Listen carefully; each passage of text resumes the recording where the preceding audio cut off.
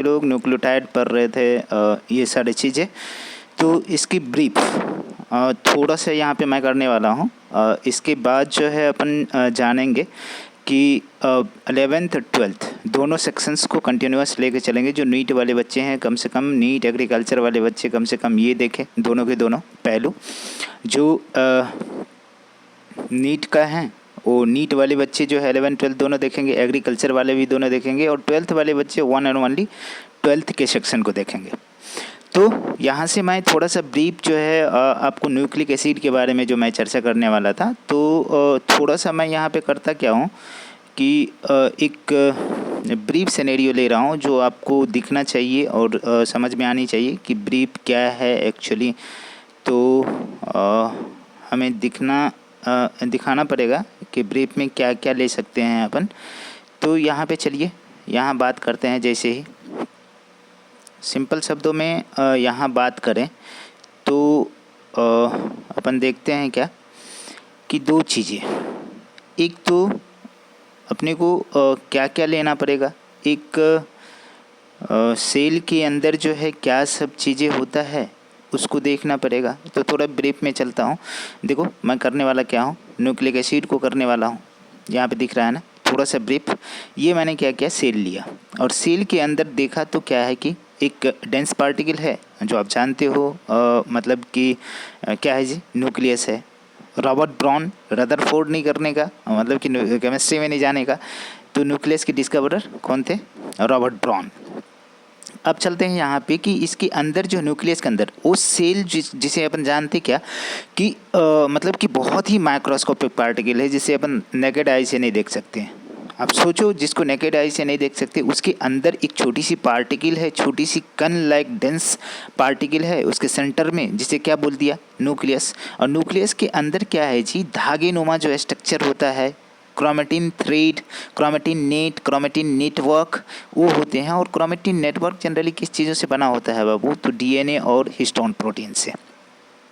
अब थोड़ा सा हम डीएनए के बारे में बात करें कि डीएनए की लेंथ जो होती है कितना, 2.2 मीटर के अप्रॉक्स होता है। इसको कैलकुलेशन कैसे होते हैं, nucleotide plus in between the two nucleotide के बीच में जो डिस्टेंस होता है, एन टू बेस के बीच में जो डिस्टेंस होता है उसको मल्टीप्लाई करते हैं। तो जाने दो कि एक के पास एक डीएनए में मतलब कि डीएनए जो है सबके अलग अलग होगा। जैसे आप देखोगे कि जैसे मॉलिक्यूलर बेसिस ऑफ इनहेरिटेंस में जाओगे तो वहाँ पे बहुत डिटेल चलना है। तो ये तो थोड़ा सा मैं पहलू उसी का काट करके यहाँ पे भी, और बायोमोलिकुल्स जो बायोकेमिस्ट्री आप बोलते हो वहाँ की पोर्शन काट करके थोड़ा सा मैं आपको दिखाना चाहा कि एक्चुअली होता क्या है कि यहाँ पे अपन बात करें तो ये डीएनए की जो 2.2 मीटर के आसपास है उसको क्या करें कि फ्रैगमेंट्स में बांट दिए। कितने, 46 फ्रैगमेंट, कितने, 46 टुकड़ों में बांट दिए। और हर एक टुकड़े पे क्या करते हैं, हिस्टोन प्रोटीन की रैप लगा देते हैं, ओवरलैप कर देते हैं इसके ऊपर से। इसके अंदर क्या है, डीएनए है। तो ये क्या बन गया, क्रोमोसोम बन गया। लेकिन ये भला आप देखते हो कि एक सिंगल, लेकिन जनरली तो आप तो ऐसा देखते क्रोमोसोम, है ना। लेकिन है क्या कि ऐसे भी होते क्रोमोसोम और ऐसे भी होते। कहो किस प्रकार से, तो आपको थोड़ा सा बेस में जाना पड़ेगा।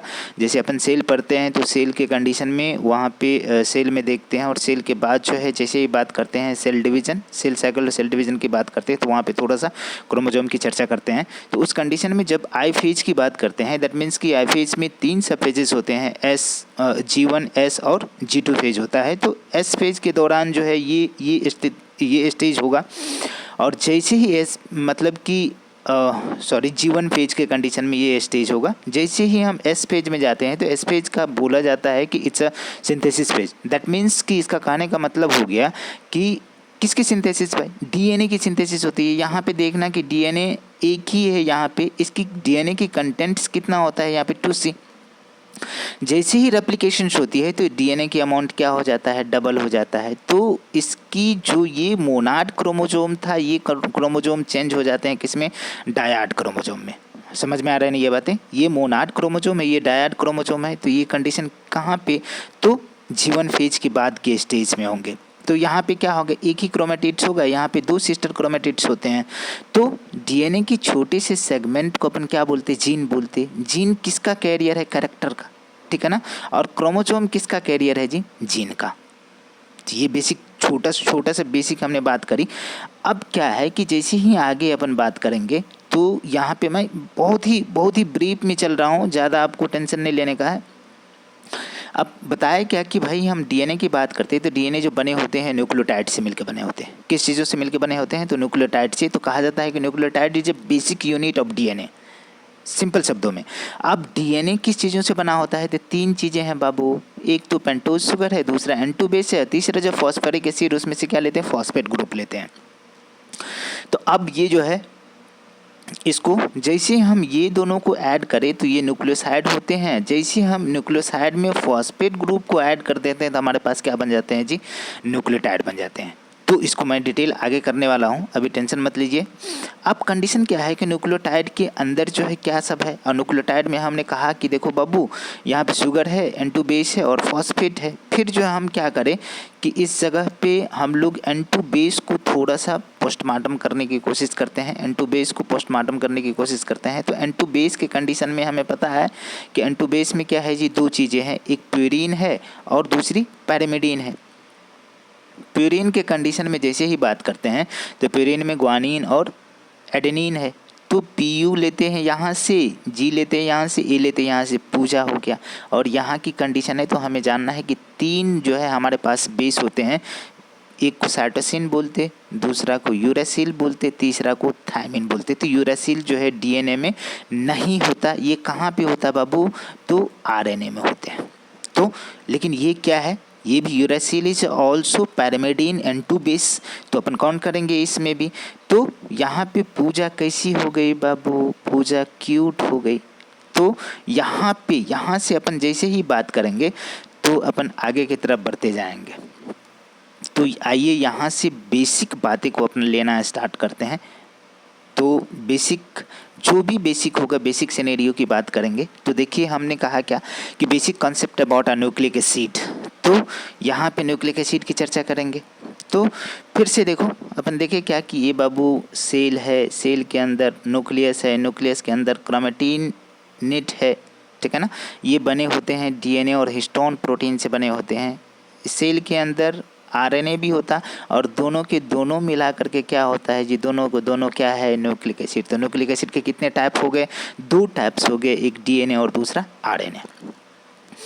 अब न्यूक्लिक एसिड का थोड़ा सा कैरेक्टर के बारे में बात करेंगे कि how we can say that it's a acid और न्यूक्लिक एसिड। तो मतलब बिल्कुल सिंपल सा लॉजिक है कि बिल्कुल दिखता है कि इसके पोजीशन और नेचर के बेसिस पे इसका नाम क्या रख दिया गया है? Nucleic acid.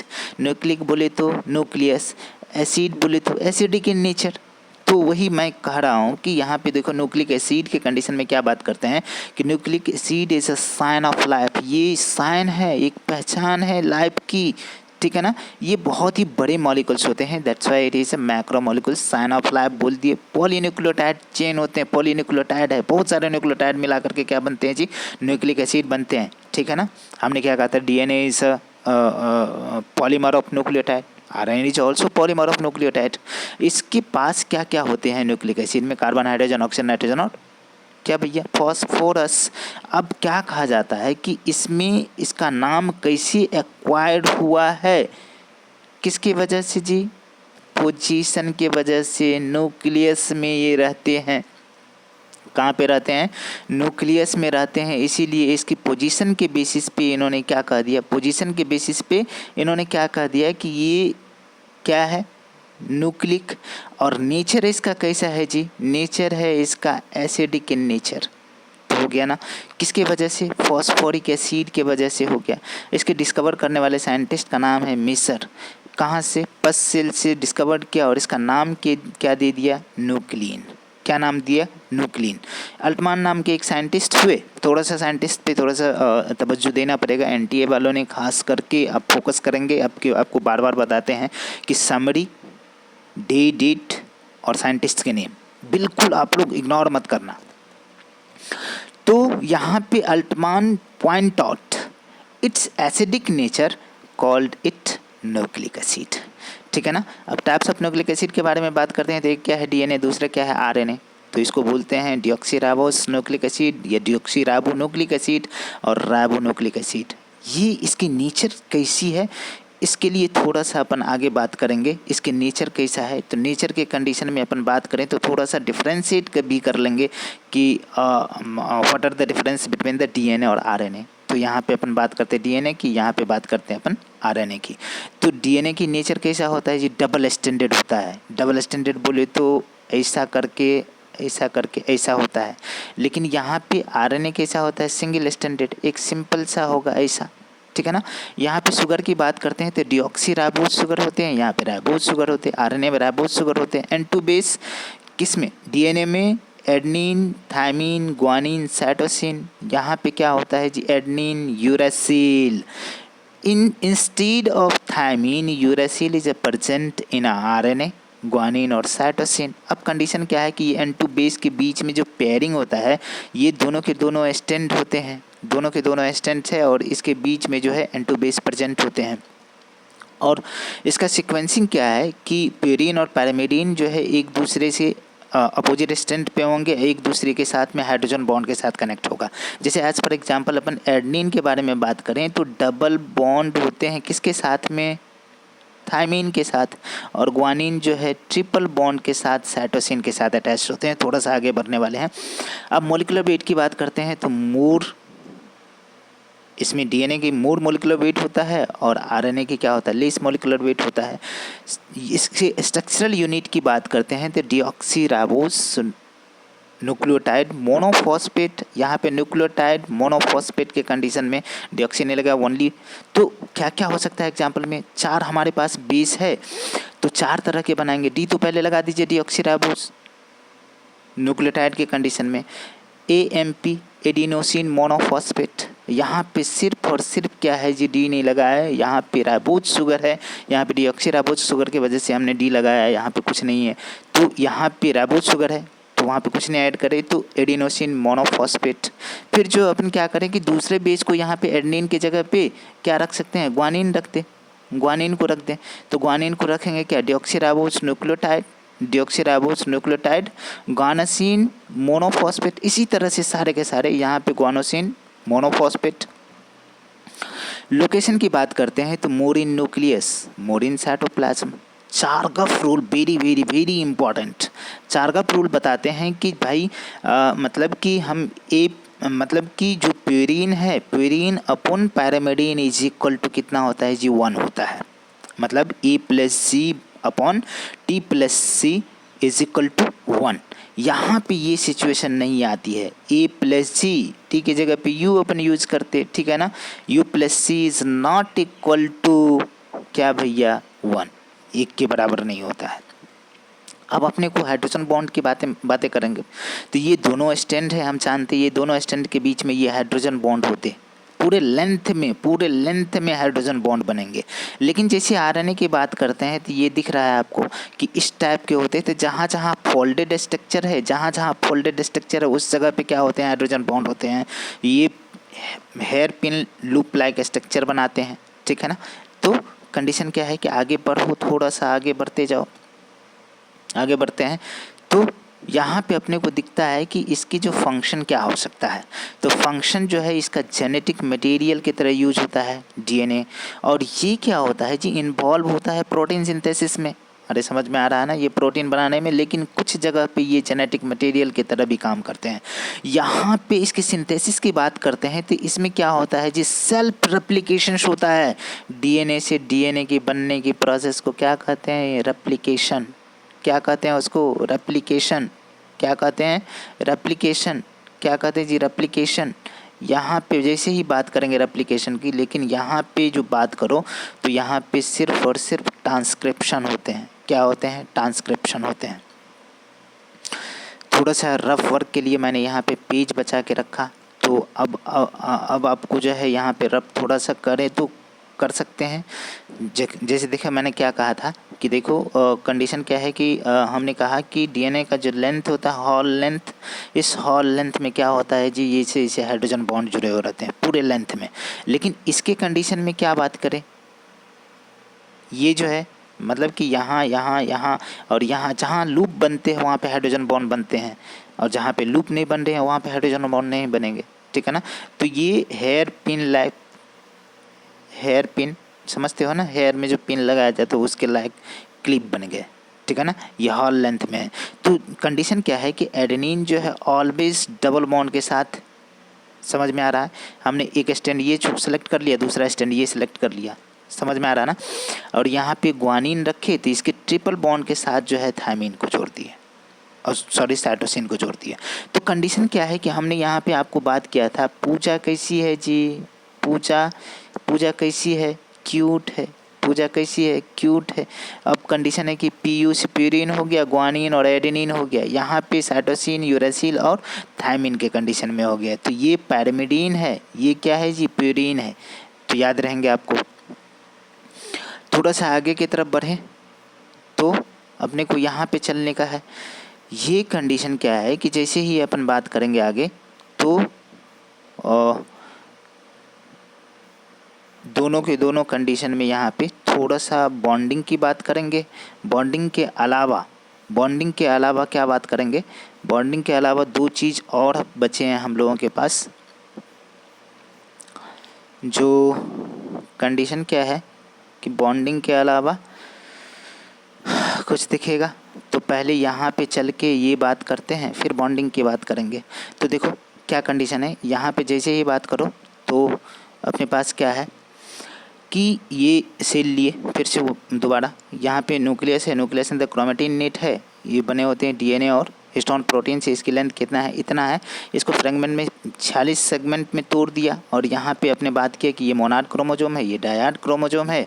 ये इंटरफेज के स्टेज में दिखता है जो G1 के कंडीशन में, जैसे G1 के बाद में S बीतते जाते हैं तो उसके बाद जो है डीएनए का रेप्लिकेशन सिंथेसिस होते जाता है और इसकी क्रोमोजोम जो है डायड के फॉर्म में आ जाते हैं। डीएनए के कंटेंट्स की बात करें तो इनिशियली कितना 2C होते हैं, और यहाँ पे आने के बाद क्या हो जाता है जी, 4C हो जाता है। ये बात हो गए। अब चलो अपन बात करते हैं न्यूक्लिक एसिड के कंडीशन में। तो न्यूक्लिक एसिड में अपन बात करें तो DNA as a genetic material, दोनों चीज़ें हैं। न्यूक्लिक एसिड में क्या है, डीएनए और आरएनए है। ये जनरली क्या है, जेनेटिक मटेरियल के रूप में काम करते हो। डीएनए कितने तरह के होते हैं, 4 तरह के अमूमन डीएनए देखते हैं, बट 5वें टाइप में जो है जेड डीएनए की बात करते हैं। तो ए डीएनए है, बी डीएनए है, सी डीएनए है और डी डीएनए है, और डी डीएनए और जेड डीएनए है। तो ये चारों का चारों जो है राइट हैंडेड होते हैं, और ये 5वां जेड जो होता है लेफ्ट हैंडेड होता है। अब आइडेंटिफिकेशन कैसे करोगे कि कौन सा ए, कौन बी, कौन सी, कौन डी है। तो कंडीशन क्या है कि सब में जो है अपन N2 बेस की बात करते हैं। किसका, N2 बेस की बात करते हैं। तो N2 बेस यहाँ पे कितना होता है जी, 8 पेयर, 8 N2 बेस। और यहाँ बी वाले में कितना है जी, 9, सी वाले में कितना है जी, 10, और डी वाले में कितना है जी, 11 पेयर एक हेलिक्स के कंडीशन में, और यहाँ पे कितना जेड में 12, याद रहेंगे। तो चलो, लेकिन हम जैसे ही बात करते हैं कि आरएनए के कंडीशन में, तो आरएनए दोनों तरह का होता है, जेनेटिक भी होते हैं और नॉन जेनेटिक भी होते हैं। तो नॉन जेनेटिक के कंडीशन में एमआरएनए, आरआरएनए और टीआरएनए, मतलब कि एमआरएनए, टीआरएनए और आरआरएनए के कंडीशन में बात करते हैं। तो थोड़ा सा इसको आप थोड़ा सा इधर करके देखना पड़ेगा कि इसमें परसेंटेज की भी मैंने बात करी। तो परसेंटेज की जैसे ही बात करोगे तो कुछ परसेंटेज आपको दिखाना पड़ेगा कि परसेंटेज कितना है, परसेंटेज कितना है यहाँ पे। तो थोड़ा सा परसेंटेज की भी बात करते हैं। तो परसेंटेज कितना है उसके हिसाब से आप बात कर सकते हो कौन सा कितना होता है। एमआरएनए के कंडीशन में 1 to 5% होते हैं। कितना, 1 to 5%। टीआरएनए जो 15% होते हैं, और आरआरएनए जो है कितना, 80% होता है। सबसे ज़्यादा कौन सा, आरआरएनए, सबसे ज़्यादा आरआरएनए, उसके बाद टीआरएनए, उसके बाद एमआरएनए। अरे समझ में आता कि नहीं, ये बातें समझ में आ रही है ना। चलो कोई बात नहीं। अब जेनेटिक पर्पस के लिए जो आरएनए यूज होते हैं कुछ वायरसेस में होता है, जैसे एज फॉर एग्जांपल टीएमबी और एचआईवी। टीएमबी बोले तो टोबैको मोज़ेक वायरस, और एचआईवी बोले तो ह्यूमन इम्यूनोडेफिशिएंसी वायरस। ये बातें हमको समझ में आ गई। अब चलो दोनों के दोनों कंडीशन में न्यूक्लियोटाइड क्या होते हैं जी, बेसिक यूनिट होता है।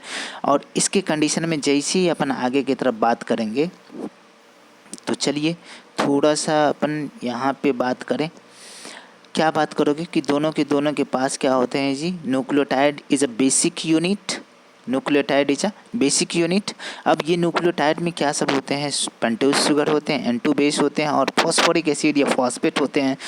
ये कंडीशन है कि पेंटोज शुगर के कंडीशन जो है क्या क्या होगा, डीएनए में क्या होगा, आरएनए में क्या होगा। डीएनए में बोलते हैं डिऑक्सीराइबोस, ठीक है ना, पेंटोज शुगर, यहाँ पे राइबोस पेंटोज शुगर। पेंटोज बोले तो 5 कार्बन के शुगर होते हैं। अब यहाँ पे देखिए, सॉरी, यहाँ पे जैसे ही अपन बात करें तो देखो कि 1 कार्बन, 2 कार्बन, 3 कार्बन, 4 कार्बन, ये 5 कार्बन, ठीक है ना। 5 प्राइम एंड से क्या होते हैं जी, फॉस्फेट ग्रुप जुड़ा हुआ है, और 3 प्राइम के कंडीशन में क्या है जी, OH ग्रुप जुड़ा हुआ है। ये समझ में आ रहा है। जैसे अपन करें क्या, इसको डीऑक्सीजनेशंस करवाते हैं, तो मतलब सेकंड कार्बन से क्या होते हैं, ऑक्सीजन रिमूव कर दिया जाता है, तो ribose sugar is converted into deoxyribose sugar. अरे समझ में आता क्या? बिल्कुल आना चाहिए, आता होगा, आप लोग स्मार्ट बच्चे हो। अब क्या कंडीशन है कि N2 बेस के कंडीशन में प्यूरीन है, पैरामिडीन है। प्यूरीन के कंडीशन में ग्वानिन और एडेनिन, और पैरामिडीन के कंडीशन में साइटोसिन, यूरेसिल और थायमिन। तो यहाँ पे मैंने कोड जनरेट किया, ये कोड को बिल्कुल याद रखिएगा। यहाँ पे PU लिया प्यूरीन का, और G लिया ग्वानिन का, A लिया एडेनिन का, शॉर्ट में दोनों को मिला के क्या बन गया, पूजा। यहाँ पे साइटोसिन, यूरेसिल और थायमिन के कंडीशन ये बन गया क्या, क्यूट। पूजा कैसी है भाई, पूजा कैसी है, क्यूट है। याद रह जाएंगे, बिल्कुल याद रहेंगे। अब चलिए थोड़ा मैं आगे की तरफ बढ़ूँ, तो यहाँ पे दोनों के कंडीशन में प्यूरीन कैसा होता है, पैरामिडीन कैसा होता है, तो दोनों को क्या करता हूँ मैं दिखा देता हूँ। पहले तो यहाँ पे मैंने डिऑक्सीराइबोज शुगर का मॉलिक्यूलर फार्मूला ये हो C5H10O4। यहाँ पे इसका हो गया क्या, C5H10O5। एक ऑक्सीजन यहाँ पे क्या हो गया, रिमूव हो गया, इसीलिए इसको क्या बोलते हैं, डिऑक्सीराइबोज शुगर है क्या, पेंटोज शुगर। अब देखिए कि प्यूरीन जब भी होगा डबल रिंग में होगा, और पैरामिडीन जब भी होगा सिंगल रिंग में होगा। लेकिन इसमें कितने कितने कार्बन हो गए टोटल कितने नंबर, मतलब कि 2 रिंग है, ठीक है ना। अब इसकी नंबरिंग के बेसिस पे हम बात करें तो नाइट्रोजन अटैच्ड होते हैं ऑड नंबर वाले कार्बन पे 1379, यहाँ पे 13। ये बातें याद रहेंगे। यहाँ नाइट्रोजन, यहाँ पे क्या, कहाँ 1 नंबर पे, 3 नंबर पे, 7 नंबर पे और 9 नंबर पे, याद रहेंगे ये जो है ऑड पोजीशन पे है। मैंने दिखा दिया, रफ करने की कोई ज़रूरत नहीं है, आप लोग को करना होगा, करिएगा। तो यहाँ पे थोड़ा सा मैं बात करूँ क्या, न्यूक्लिक एसिड के बॉन्ड के कंडीशन में आप जो बॉन्ड बनाते हो, इस बॉन्डिंग के लिए थोड़ी सी बात करेंगे। तो इसमें बॉन्ड इन न्यूक्लिक एसिड के बारे में बात करेंगे। तो इस बॉन्डिंग के लिए जैसे ही बात करते हैं न्यूक्लिक एसिड की, तो डीएनए के कंडीशन में कौन कौन सा बॉन्ड होता है, फॉस्फोडाइस्टर बॉन्ड होता है, फॉस्फोएस्टर बॉन्ड होता है, हाइड्रोजन बॉन्ड होता है और ग्लाइकोसिडिक बॉन्ड होता है। लेकिन आरएनए के कंडीशन में क्या होता है, ये तो डीएनए था, ये आरएनए के कंडीशन में क्या होता है, हाइड्रोजन बॉन्ड नहीं होता, जनरली एक ही स्ट्रैंड का है। ये कैसा होता है, डबल हेलिकल स्ट्रक्चर होते हैं। अरे ठीक है, और ये कैसा होता है आपका, सिंगल स्टैंडर्ड होते हैं। तो यहाँ पे कहाँ, हाँ, जहाँ पे मैंने बताया कि ये फोल्डेड स्ट्रक्चर हो जाएंगे, हेयर पिन लूप लाइक हो जाएंगे, तो लूप लाइक होंगे, वहाँ पे क्या होगा, हाइड्रोजन बॉन्ड बना देंगे। तो हाइड्रोजन बॉन्ड क्या होगा, आरएनए में एब्सेंट होगा, तो यहाँ पे क्या होगा, फॉस्फोडाइस्टर बॉन्ड, फॉस्फोएस्टर बॉन्ड और ग्लाइकोसिडिक बॉन्ड। तो यहाँ पे बॉन्डिंग का थोड़ा सा चर्चा कर लो। तो क्या कंडीशन है कि यहाँ पहला कार्बन से क्या हो जाएगा, N2 बेस अटैच्ड होगा, और यहाँ पे एक वाटर मॉलिक्यूल्स रिमूव होंगे। दूसरा यहाँ पे फॉस्फेट जो है 5 प्राइम के कार्बन से अटैच्ड होंगे, यहाँ पे भी एक मॉलिक्यूल्स वाटर को क्या करेंगे, रिमूव करेंगे। तो टोटल हमने कितने मॉलिक्यूल्स वाटर जो है रिमूव किए, 2 मॉलिक्यूल्स। तो दैट इज नॉन एज का डिहाइड्रेशन रिएक्शन। और क्या हो रहे हैं, डिहाइड्रेट होकर के एक पूरे के पूरे जो है क्या कर रहे हैं, न्यूक्लियोटाइड को बना रहे हैं बाबू, क्या कर रहे हैं, न्यूक्लियोटाइड को बना रहे हैं। तो कंडीशन है डिहाइड्रेट सिंथेटिज रिएक्शन होगा, सिंथेसिस रिएक्शन होगा, डिहाइड्रेट सिंथेसिस रिएक्शन होगा, डिहाइड्रोजिनेशन, डिहाइड्रेट सिंथेसिस रिएक्शन होगा, डिहाइड्रेट सिंथेसिस, डिहाइड्रेट मतलब वाटर रिमूव हो रहा है और सिंथेसाइज क्या हो रहा है, न्यूक्लियोटाइड का। यहाँ पे हम फॉस्फेट N2 बेस और शुगर को लेकर के क्या कर दिए, बॉन्ड बना दिए। तो पहला बॉन्ड तो आपको दिख गया कि एक फॉस्फेट है, दूसरा जो है हमारे शुगर का जो है 5 प्राइम एंड के बीच में जो ये बॉन्ड जो बन रहे हैं आपका, ये क्या बन रहे हैं, यहाँ पे एस्टर बॉन्ड बन रहा है। ये क्या बन रहे हैं, फॉस्फो एस्टर बॉन्ड बन रहा है। और N2 बेस फर्स्ट कार्बन से क्या हो रहे हैं, अटैच्ड हो रहे हैं, बना के आ रहे हैं एन ग्लाइकोसिडिक बॉन्ड। तो बने क्या जी, बन गए क्या, न्यूक्लियोटाइड बन गए। बने कि नहीं बने, बने न्यूक्लियोटाइड। अब कंडीशन क्या है कि जैसे अपन आगे की तरफ बात करते हैं, थोड़ा सा आगे की तरफ बात करें,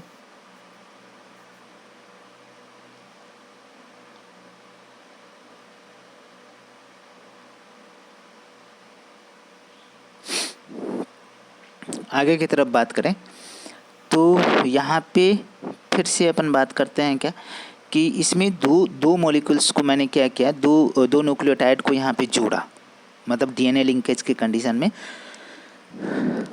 एक न्यूक्लियोटाइड ये हो गया और दूसरा न्यूक्लियोटाइड नीचे दिख रहा है उसके बीच में, तो ये दोनों के बीच में एक वाटर मॉलिक्यूल्स यहाँ पे निकल गया, तो माइनस कितना हो जाएगा, एक वाटर मॉलिक्यूल्स। तो इधर आने के बाद जो एक वाटर मॉलिक्यूल्स यहाँ पे जुड़ गया, तो यहाँ पे जो बॉन्ड बनते हैं बाबू, ये जो बॉन्ड बन रहे हैं, ये जो बीच में दिख रहे हैं, दो एस्टर दिख रहा है कि नहीं दिख रहा है, दो एस्टर बॉन्ड बन रहा है, तो इसके फॉस्फोडाइस्टर लिंकेज बनते हैं। That are the backbone of the DNA. ये क्या है जी, बैकबोन है डीएनए का। इतनी बात समझ में आ रहा है।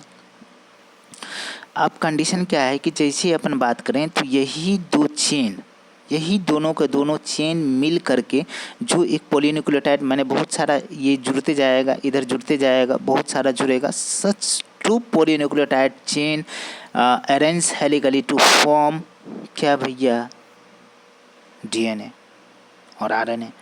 तो अब कहा जाता है कि दो न्यूक्लियोटाइड के बीच में दो जो न्यूक्लियोटाइड के बीच का एंगल कितना हो, 36 डिग्री। अरे एक हेलिकल में कितना होता है, एक हेलिकल में 10 बेस पेयर्स होता है, 2 बेस पेयर, मतलब कि ये रोटेट करते हैं 360 डिग्री से। यहाँ पे 10 से डिवाइड करो तो कितना हो जाएगा, 36 डिग्री पे रोटेट करेगा। डिस्टेंस बिटवीन द दो न्यूक्लियोटाइड के बीच की डिस्टेंस कितने होंगे, हम जानते हैं कि ये क्या है जी, मेजर ग्रुप है, और ये क्या है, माइनर ग्रुप है। फिर से क्या है, मेजर ग्रुप। तो दो माइनर और एक मेजर और माइनर के बीच में 17 एंगस्ट्रॉम के होते हैं। यहाँ 17 एंगस्ट्रॉम, टोटल मिलाकर कितना होगा, 34 एंगस्ट्रॉम। डायमीटर जो होती है दो हेलिकल के बीच में, दो पॉलीन्यूक्लियोटाइड के बीच में कितना होता है, 20 एंगस्ट्रॉम के बीच। तो ये थोड़ी सी डीएनए की बेसिक आइडिया हो गई आपका। तो चलो, बेस्ट ऑफ लक। ये वीडियो देखने के लिए वॉच करो, शेयर करो, सब्सक्राइब करो, ठीक है, लाइक करो, कमेंट्स करो। और अब जो आपके जो चैप्टर भी स्टार्ट होने वाले हैं, एक एक चैप्टर करके, एक चैप्टर अपन 12 देखेंगे, एक चैप्टर 11 देखेंगे। तो 11th में वहाँ से स्टार्ट करने वाले हैं, जो बेसिक है अपन सेल से स्टार्ट करेंगे। हर दिन आपका अल्टरनेट डे में साइटोलॉजी, मतलब कि 11th वाली पोर्शन, और दूसरी जगह पे जो है 12th वाली पोर्शन। तो 12th में अपन रिप्रोडक्शन इन ऑर्गेनिज्म जो है प्लेलिस्ट में डाला हुआ वीडियो है, और दूसरा चैप्टर जो अपने स्टार्ट होता है रिप्रोडक्शन इन एंजियोस्पर्म और रिप्रोडक्शन इन फ्लावरिंग प्लांट, तो उसमें करेंगे, उसको स्टार्टअप करेंगे, ठीक है। तो ठीक है, ओके।